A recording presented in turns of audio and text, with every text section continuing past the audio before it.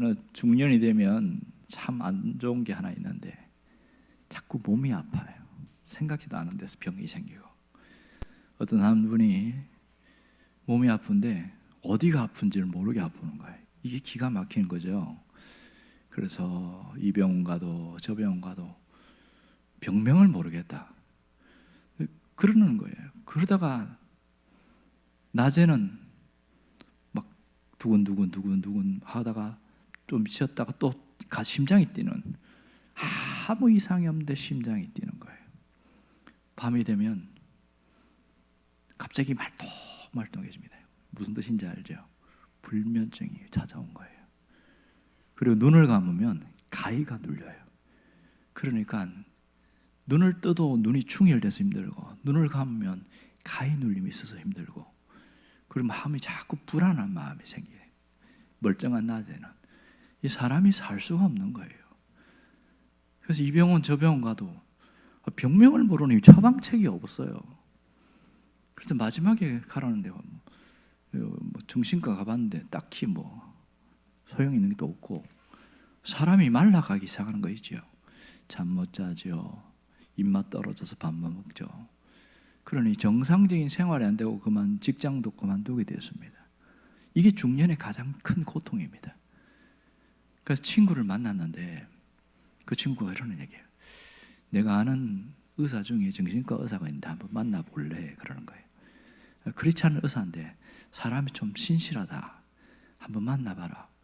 그래서 갔어요. 그 의사가 얼굴이 또 환하고 마음이 좀 편하게 해줘서 좋았대요. 그 대화를 하면서 자기가 그동안 겪어오면서 어떤 병으로 고생했고 어떻게 살았고 막 한참을 이야기하는데 다 들어주더래요. 그러니까 속으로 그게 고맙대요. 의사들이 용건만 간단히 하세요 이러는데 그 막 속내를 다 이야기해 주는데 들어주니까 얼마나 고마운지. 다 듣더니 방법이 있습니다. 그런 얘기입니다. 아니 병명도 없는데 이 증상만 보고 방법이 있습니다. 이렇게 이야기하는 거예요. 다른 병원에서는 한번 해봅시다. 그냥 좋을지 않을지 한번 해봅시다. 이렇게 이야기하는데 이 의사는 반드시 낫습니다. 이런 얘기를 하는 거예요. 그러니 더 신뢰가 가지요. 그래서 쭉 이야기하더니 제가 처방전을 써줄 테니까 그 처방전대로 잘 따라오시고 약을 빼먹지 말고 성실하게 복용하시면 반드시 낫습니다. 예, 시키는 대로 하겠습니다. 그래서 컴퓨터를 치고 처방책을 딱 주더니 종이에다가 이렇게 딱 접어가지고 봉투에 넣어주는 거예요. 자, 이걸 가지고 집에 가셔서 펼쳐보십시오. 그러는 겁니다. 아니 처방전을 받으면 우리가 기본적으로 약국에 가잖아요. 거기에 껴우덕하는 거예요. 약국에 가서 약을 타야 되는데 그냥 집에 가라는데 좀 이상하긴 하다 하고 집에 와갖고 딱 열어봤는데 처방전 뭐라고 하냐면 기하의 신속한 쾌유를 기원하며 다음과 같이 처방합니다. 약의 이름은 구약이고 약의 종류는 시편 23편입니다. 어떻게 먹어야 되냐면 하루에 5차례 식전 식후에 물 없이 천천히 씹어 드십시오. 기타 사항으로 꾸준히 장기 복용하셔야 뚜렷한 효과를 볼 수 있습니다. 이걸 읽는데 속았다 이런 느낌이 들더래요. 화가 확 치밀어 오르더래요. 이런 의사가 더 있나 해서 확 뒤엎어 버릴까? 안 그래도 힘들어 죽겠는데 그런 마음이 드는데 그래도 자기가 내가 인격이 있지 그래도 내가 크게까지는 못하겠고 그래서 팍 집어 던져버린 거예요. 그리고 며칠이 지나는데 또 다른 데 병원 가보고 여전히 안 되는 거예요. 그러다가 힘이 없어서 불쑥 주저앉았는데 앉아있는데 던졌던 그 처방전이 보이길래 다시 한번 봤어요. 그래서 똑같이 읽어보고 그런데 한번 해볼까 이런 마음이 들더래요. 그래서 다시 한번 꺼집어내가지고 성경의 시편 23편이 뭔지 모르는데 그래서 적어놓은 거 보고 깨알 같은 걸 갖고 다시 종이에다 자기가 꼼꼼하게 적은 거예요. 한번 해보자 그래서 한 달간만 빠짐없이 해보라고 그래서 뜨듬뜨듬 읽은 거예요. 식전에 한번 하고 또 밥 먹고 나서 또 한번 하고 그래서 하루에 5번 이상씩 꼬박꼬박 그렇게 했답니다. 하루 이틀 사흘 지났는데 전혀 변화는 없었어요. 그래도 꼭 마지막으로 하면 꾸준히 장기 복용하셔야 뚜렷한 효과를 볼 수 있습니다. 이 말에 걸려가지고 그냥 매일매일 하다 보니까 처음에는 낯설고 어색한 이 시편 23편이 이제는 하도 많이 읽어가지고 익숙하게 되더랍니다. 한 20일 지나니까 거의 외울 수준이 다 됐대요. 눈 감아도 금방 줄줄줄 나오는 거예요. 여호와는 나의 목자시니 내게 부족함이 없으리로다. 그 다음 뭐지? 그가 나를 푸른 초장에, 그 다음에 뭐지? 뭐 이러다가 이제 줄줄줄줄 나오는 거예요. 몇 달이 됐는지 한 30일 가까운 즈음인 것 같아요. 그날도 여전히 똑같은, 그냥 반복하다 보면 아무 생각이 없어지는 거 있지요. 그렇게 똑같이 줄줄줄 외웠는데 갑자기 마음이 뜨거워지더래요. 갑자기. 그러면서 울컥하더라는 겁니다. 왜 그런지 몰라. 그냥 울컥해. 그러나서 그 하나님의 존재가, 하나님이 살아 계시는구나, 이게 그냥 믿어지더래. 그냥 믿어지더래. 하나님이 살아 계시는구나. 두 번째, 내가 하나님을 믿어야 되겠다, 이런 마음이 드는데 통곡이 올라오는 거예요. 처음에는 자기가 서러워서 통곡을 하고, 그 다음에는 자기가 잘못한 것들이 막 필름처럼 쫙 지나가서 통곡을 하고, 얼마나 시간이 지났는지 울고 또 울고, 그러면서 막 눈물 콧물 범벅이 되겠죠. 그래 한참 지났는데 딱 한 가지 변화가, 마음이 시원하더래. 마음이, 아이고 이제 살겠다. 근데 그때부터 변화가 딱 한 개 생겼는데 뭐가 있냐면 밥맛이 나기 시작하는 거예요. 음식을 먹어도 맛이 없었는데 이 맛이 있더라는 거예요. 그러고 나서 맛있게 먹고 누웠는데 잠을 푹 잔 거예요. 가위가 안 눌려서. 자기는 그것만 해도 여기가 천국인가 생각했다. 가위가 안 눌리고 푹 잤다는 게 너무너무 신기한 거예요. 그날 이후로 그동안 자기에게는 막 가슴 두근거리는 거라든지 막 불안하고 초조한 마음들, 막 쫓기는 것 같은 거, 이런 것들이 증상이 확 없어졌어요. 완전히 사라졌어요. 실제 있었던 일입니다. 제가 이 이야기를 들으면서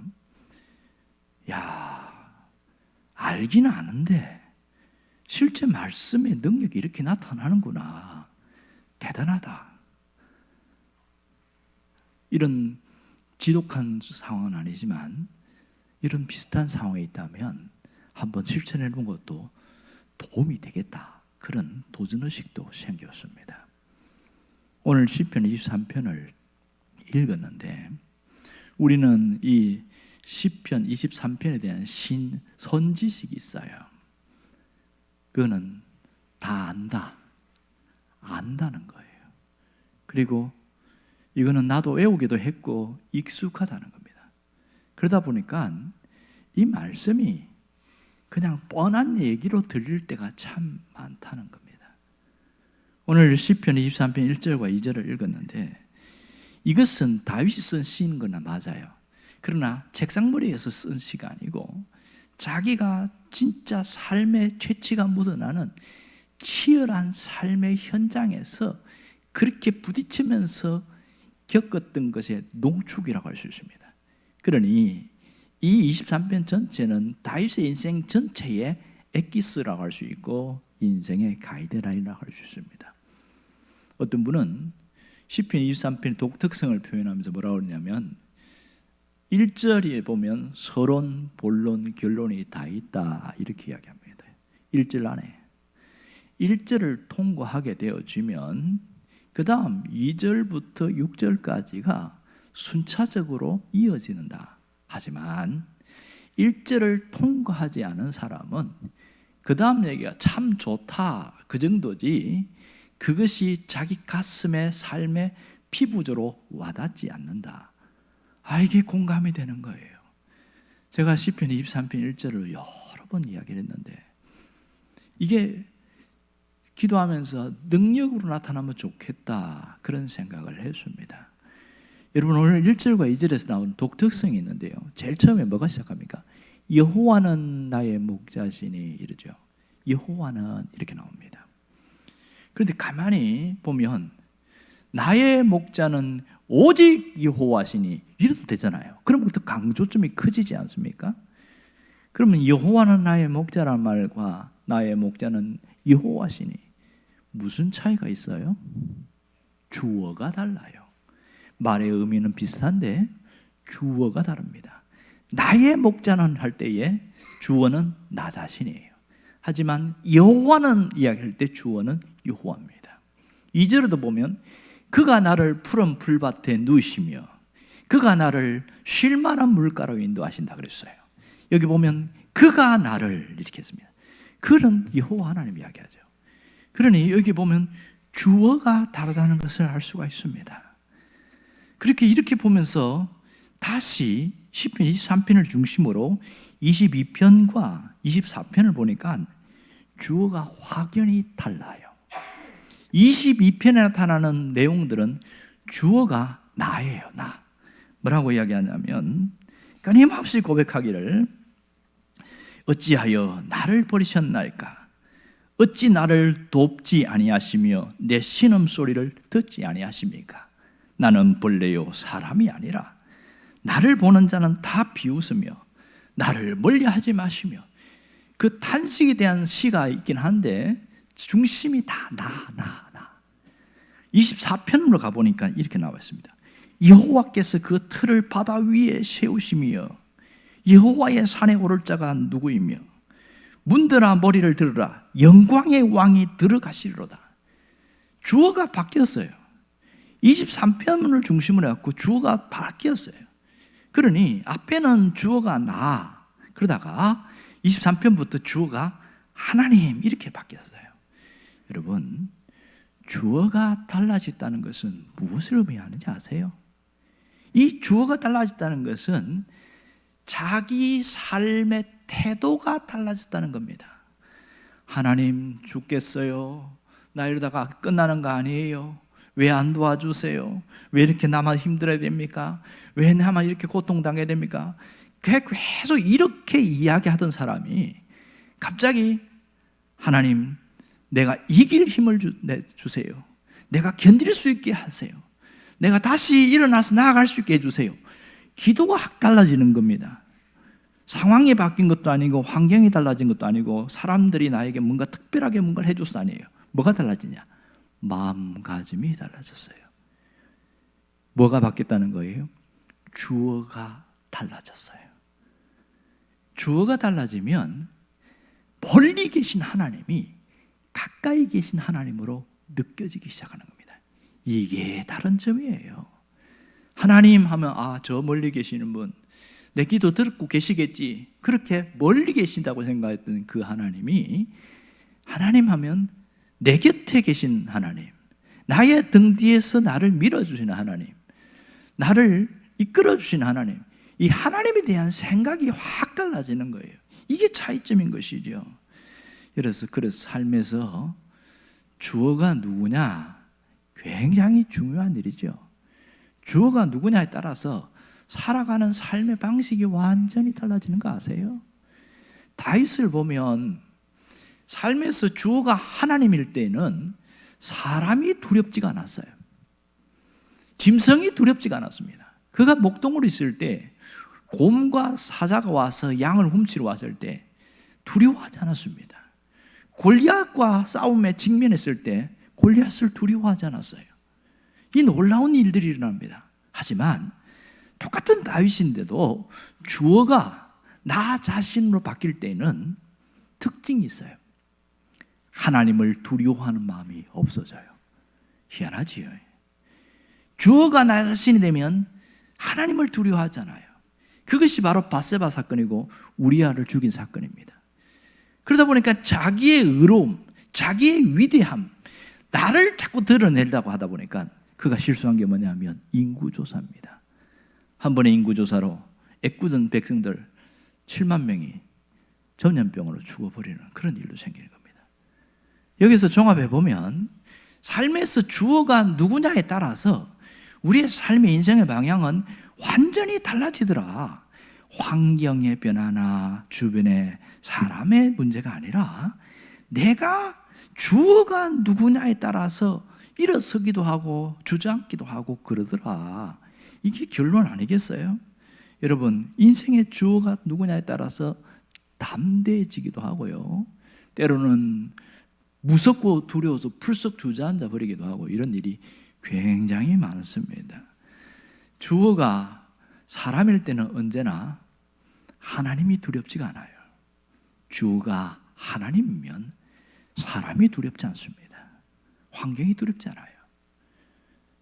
오늘 우리에게 주시는 중요한 메시지가 있습니다. 그것은 인생을 바꾸려면 삶을 바꾸려고 하지 말고 주어를 바꾸어라, 이 얘기를 하고 있는 겁니다. 내 삶의 주어를 바꾸어 나가는 작업을 수도 없이 하게 될 때에 인생은 저절로 달라진다, 그 얘기를 합니다. 어떤 형편, 어떤 상황에서라도 하나님이 주어가 되어지면 하나님이 채우시는 인생을 경험하게 되어집니다. 하나님이 주어가 되어지면 지독한 사방에서 조여오는 문제와 나를 두렵게 하는 그 일들이 하나님이 홍해를 가르듯이 길을 쫙 내시고 열어가시는 것을 경험하게 됩니다. 여러분이 그 주인공이 되기를 바랍니다. 여러분, 신앙이 자란다는 것은 하나님이 가까이 있다는 게 느껴지는 거예요.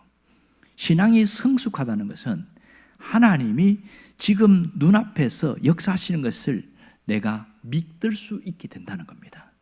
그래서 환경의 현실은 답답한데 하나님은 반드시 문을 여실 거야, 길을 내실 거야, 확신이 생기더라는 겁니다. 그러다 보니까 내 마음에 안심이 되는 거예요.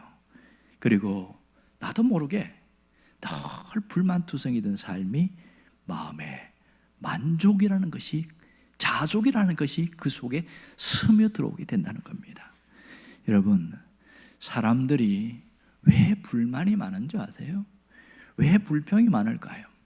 자기 인생을 볼 때 너무너무 불만스러워, 너무너무 불평이 많아.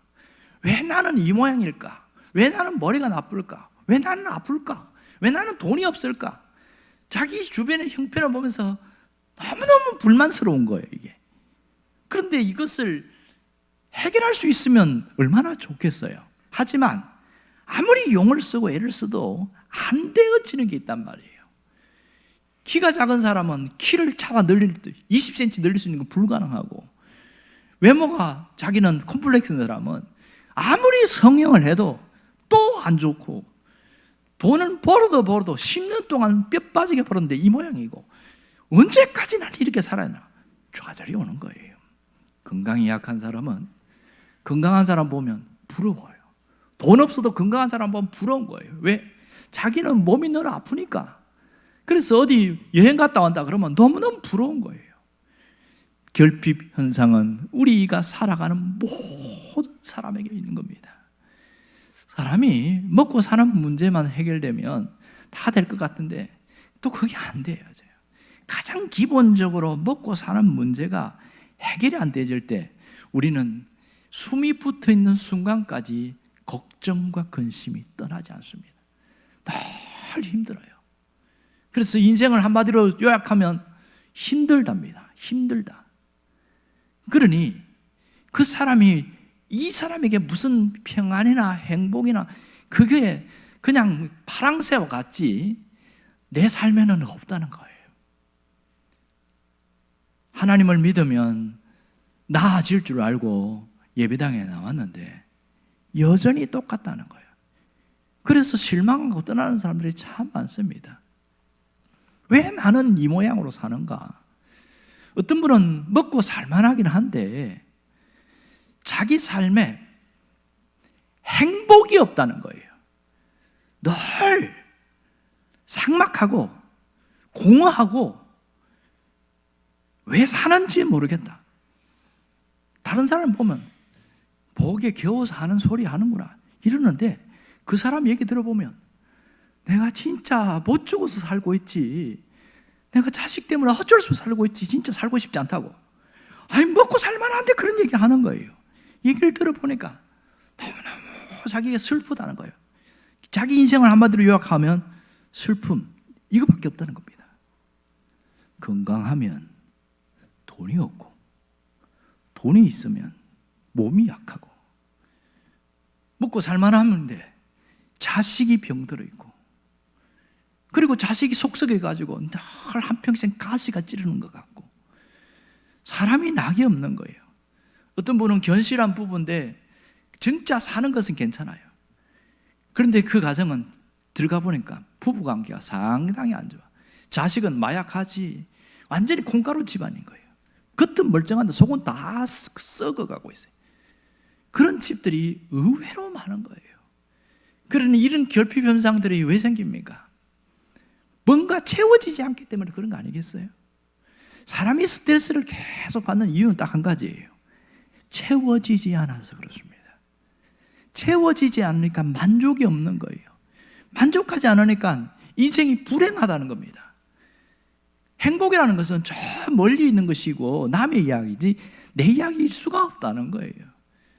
그러니 예배당에 나왔지만 조금 마음에 위안이 되는 정도,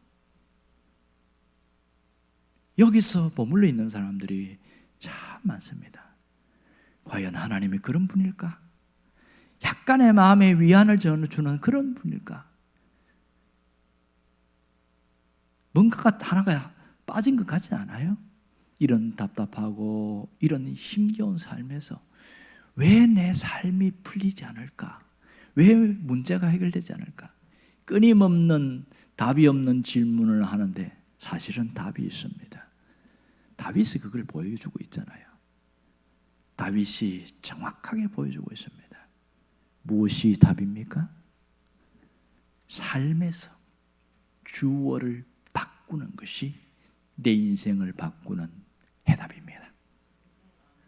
주어를 바꾸어야 삶이 바뀝니다. 주어를 바꾸어야 사람이 달라집니다. 삶에서 주어를 바꾸어야 인생이 새로워지기 시작합니다. 이 비밀을 깨닫지 못하면 평생 공회전하는 거예요. 다람쥐 쳇바퀴 돌듯이 반복하는 거예요. 삶에서 주어가 바뀌지 않으니까 여전히 반복되는 겁니다. 여러분, 주어가 바뀐다는 것은 그동안 내가 믿고 의지하는 것을 체인지하는 거예요. 체인지하는 거. 세상을 믿고 물질을 믿고 사람을 믿고 그렇게 하는 것을 싹 갈아엎는 것이 주어를 바꾸는 겁니다. 사고방식의 전환이 일어나야 돼요. 여전히 우리 인생을 한번 보세요. 자기 자신의 살아왔던 방식에 뭔가 좋을 듯 하다가 다시 제자리 걸음이고 또 좋아지다가 다시 원위치고 세월은 흘러서 10년 이렇게 가는데 내가 만약 전혀 나아진 게 없다면, 예수를 믿었는데 전혀 변화가 없다면 무슨 문제입니까? 주어가 다시 원점으로 돌아온 거예요. 누가 주어입니까? 나 자신이 주어가 되어서 살아가다 보니까 모든 것은 내가 해결해야 돼요. 그러니 얼마나 힘듭니까? 그러니 주어를 바꾼다는 것은 그 사람의 우선순위를 바꾸고 사고방식을 바꾸고 삶의 패턴을 바꾸는 거라고 할 수 있겠습니다.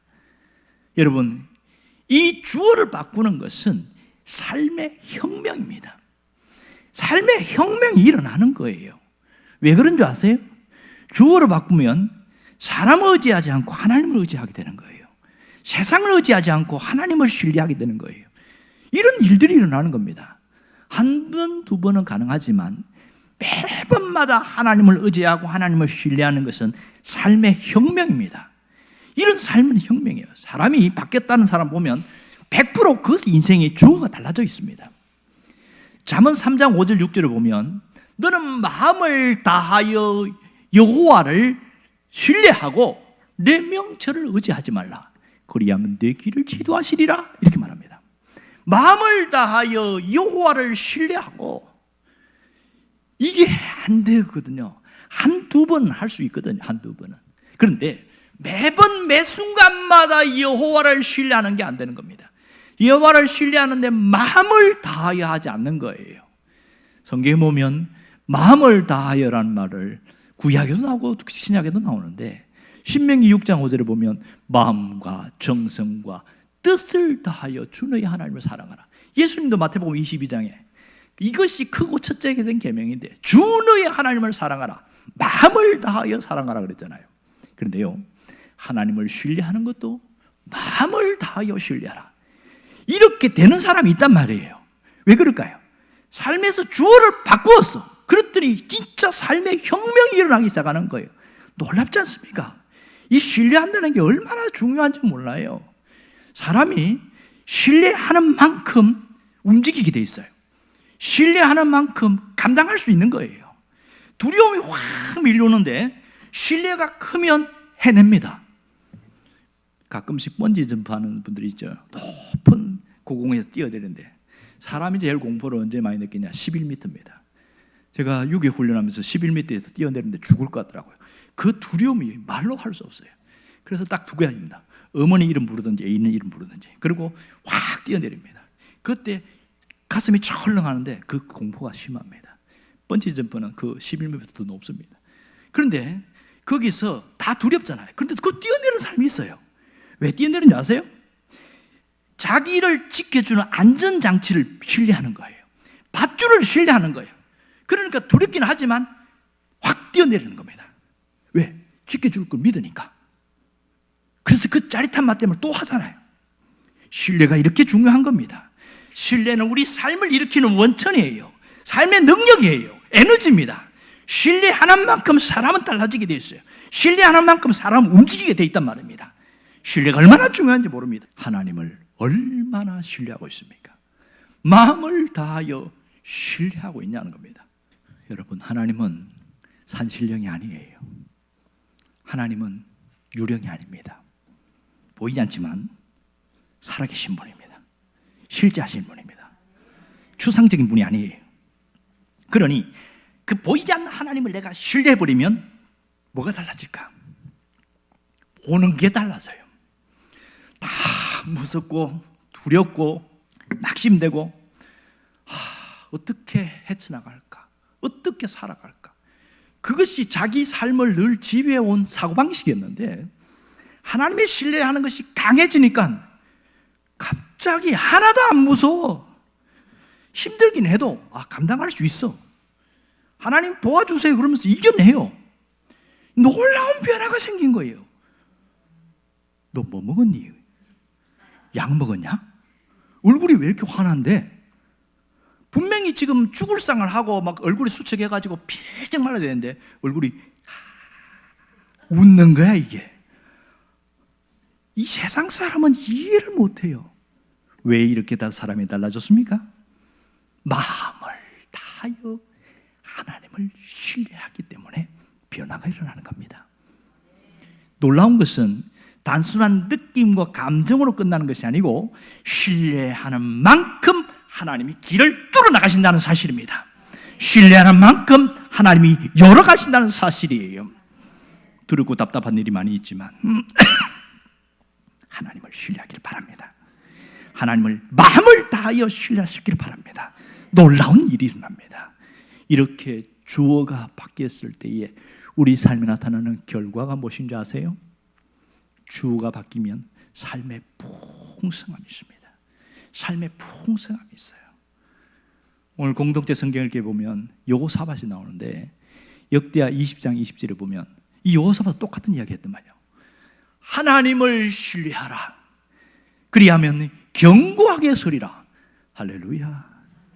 정말 그 신뢰하는 만큼 여호사밧이 어떻게 했는지 아세요?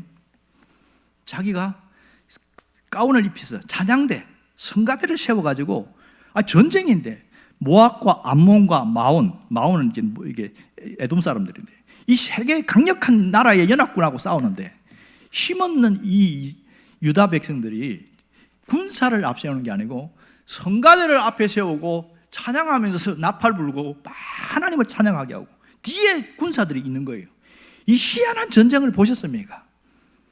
하나님을 신뢰하기 때문에 말이 안 되는 일을 했는데 그 결과는 풍성함이었습니다. 싸움에서 이기는 건 당연했고요. 누가 싸웠어요? 하나님이 직접 싸우셔갖고 자중질환이 일어나게 만들어요. 저들끼리 싸워가지고 그래갖고 죽을 사람 죽고 도망갈 사람 도망가고 그 남아있는 전리품이 얼마나 많았는지 다 거두은 거예요. 하나님을 신뢰하는 것을 단순하게 생각하지 않기를 바랍니다. 신뢰하는 만큼 변화가 일어납니다. 오늘 2절에도 그가 나를 푸른 풀밭에 누이시며 쉴만한 물가로 인도하시는도다. 이게 하나님을 신뢰했을 때 나타나는 풍성함입니다. 우리가 그냥 그랬으면 좋겠다가 아니라 진짜 내가 누릴 수 있어야 돼요. 이 풍성함이 우리 삶에 나타나기를 바랍니다. 먼저 내 마음에 풍성함이 있어야 돼요. 내가 늘 결핍과 모자라고 메마르고 그래서 늘 그런 상황에서 늘 마음은 어둡고 캄캄하고 답답한데 마음이 풍성해지는 거예요. 하나님이 푸른 풀밭을 인도하실 걸 믿어요. 쉴만한 물가를 인도할 걸 믿어요. 그러다 보니까 마음에 확신이 생기는 거예요. 벌써 마음에서도 풍성함이 생기지 않습니까? 시간이 지나니까 확신이 진짜가 되어지는 일이 생깁니다. 열매로 나타나는 거예요. 이 풍성함을 경험하기를 바랍니다. 그러면 내가 무엇을 결심하고 무엇을 기도해야 됩니까? 날마다 풍성한 삶을 살게 해주세요. 그 삶으로 나아가겠습니다. 그 결단이 있기를 바라요. 주어를 바꾸었을 때, 삶에서 주어를 바꿨을 때 이 풍성함은 반복되어지고 지속되어지고 놀라운 역사가 일어납니다. 여러분의 삶에 주어가 바뀌는 그런 풍성한 인생 살기를 주의 이름으로 축원합니다.